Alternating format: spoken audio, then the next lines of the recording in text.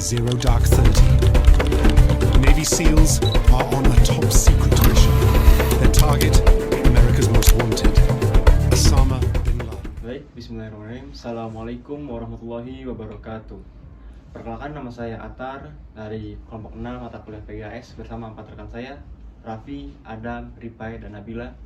Di sini kami akan mempresentasikan tentang perang melawan teroris dan kematian Osama bin Laden.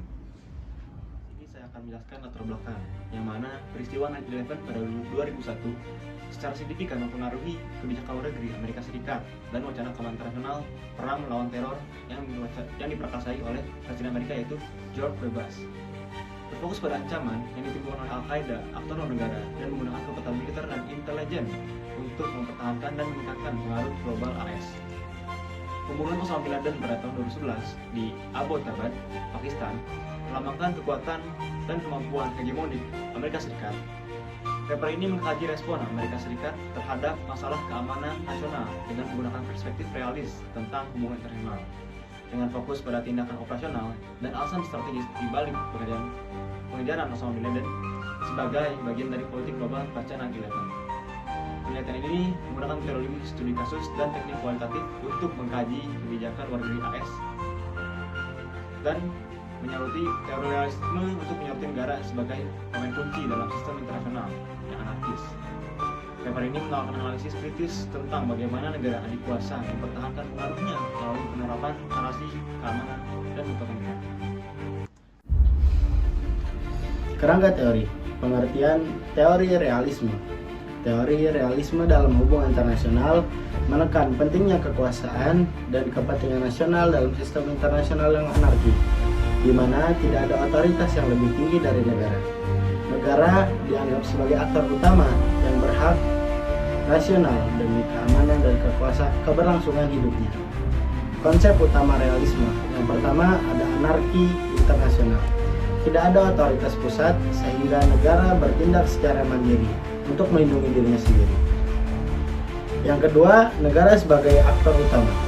Negara adalah pusat pengambilan keputusan, bertindak rasional demi kepentingan nasionalnya. Yang ketiga adalah kepentingan nasional. Negara berupaya menjaga kedaulatannya dan kekuasaan tanpa didasarkan pada moral atau ideologi. Yang keempat, kekuasaan politik. Persaingan di antara negara untuk memperkuat militer dan pengaruh politik guna menjaga keamanan nasional. Yang kelima adalah keberlangsungan hidup. Tujuan utama negara adalah bertahan diri dari ancaman eksternal melalui berbagai strategi, termasuk aliansi dan operasi militer. Relevansi teori dengan topik yang kita bahas adalah keputusan Amerika Serikat untuk mengejar Osama bin Laden sebagai upaya mempertahankan keselamatan warga negaranya, mencerminkan logika yang realistis. Yang kedua adalah tindakan unilateral. Operasi militer tanpa izin Pakistan menunjukkan realisme bahwa negara besar dapat mengabaikan norma demi kepentingan nasionalnya. Yang ketiga adalah instrumen kekuasaan. Perang melawan teror digunakan untuk memperluas pengaruh Amerika Serikat di kawasan yang lebih strategis. Yang terakhir adalah kerjasama selektif. Realisme menunjukkan bahwa kerjasama internasional tetap didasari oleh kepentingan nasional, seperti dalam kasus yang ada di Pakistan. Pada tanggal 11 September 2001, Amerika Serikat mengalami serangan terorisme besar yang dikenal sebagai peristiwa 9/11 atau Selasa Kelabu. 4 pesawat komersial yang sedang terbang di wilayah timur Amerika Serikat dibajak secara bersamaan oleh 19 anggota kelompok militan Al-Qaeda. 2 pesawat sengaja ditabrakkan ke menara Kemrar World Trade Center di New York yang menyebabkan kedua menara tersebut runtuh dalam waktu kurang 2 jam. Pesawat ketiga menabrak Pentagon, markas besar militer Amerika Serikat di Virginia. Sementara pesawat keempat jatuh di sebuah lapangan di Pennsylvania setelah penumpang berusaha melawan para pembajak sehingga gagal mencapai target aslinya yang di Washington DC. Sebagai respon, Amerika Serikat meluncurkan perang terhadap teror dengan menyerang Afghanistan untuk menggulingkan rezim Taliban yang melindungi Al-Qaeda Dan kemudian Khalid Sheikh Muhammad ditangkap pada tahun 2003. Sementara Osman bin Laden ditemukan tewas dalam operasi militer Amerika Serikat pada tahun 2011. Meskipun Al-Qaeda mengalami kemunduran, organisasi ini masih aktif sampai kini. Kemudian tak hanya itu, serangan 9/11 juga meningkatkan kejadian Islamfobia. Banyak muslim mengalami diskriminasi dan intimidasi, dan bahkan kekerasan baik secara verbal maupun nonverbal. Mereka sering disudutkan dan sering dicap sebagai teroris.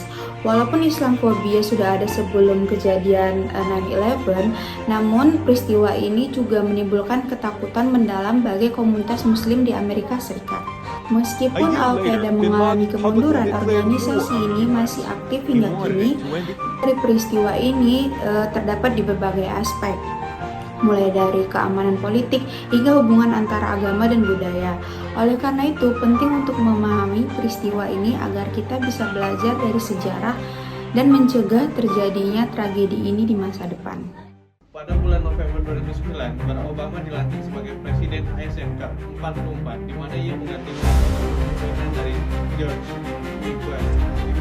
One democratically elected president leaves office, another democratically elected president takes over office, and the transition is beautiful. Obama menyatakan akan melakukan strategi global war on terror dari di mana itu adalah melawan terorisme.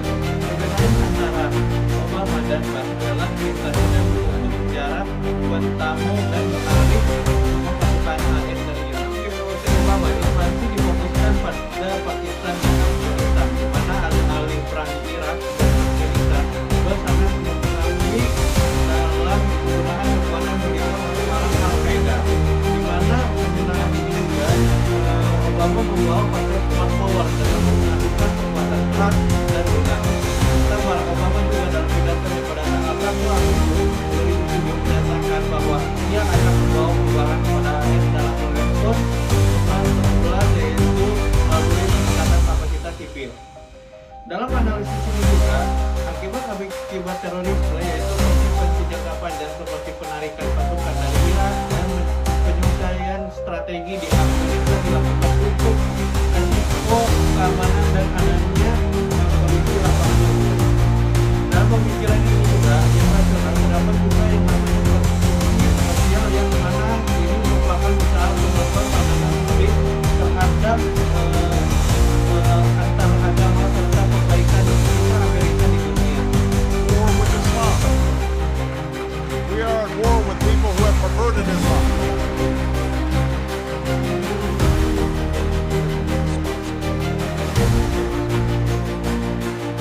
Terus melalui diplomasi dan kerjasama bilateral pada Presiden Barack Obama itu merupakan penolakan naratif teroris yang berkaitan dengan Islam penggunaan dalam teori realis mengenai masalah yang melawan teroris itu sehingga berhasil membunuh Osama bin Laden yang mementingkan keamanan nasional yang menjadi prioritas utama bagi serangan teroris. Barack Obama juga mengatakan bahwa teroris ini harus dilawan karena bisa mengancam keselamatan negara untuk warga. Teroris itu juga dikelompokkan sebagai dari Al-Qaeda dan ISIS yang dimana dianggap langsung sebagai ancaman eksistensi dan kepentingan vital Amerika Serikat sehingga harus diatasi dengan segala cara yang efektif. Peristiwa 9/11 yang terjadi pada Amerika Serikat mewakili pergeseran paradigma dalam kebijakan luar negeri Amerika Serikat menuju realisme dengan menekankan keamanan nasional dan keunggulan strategis.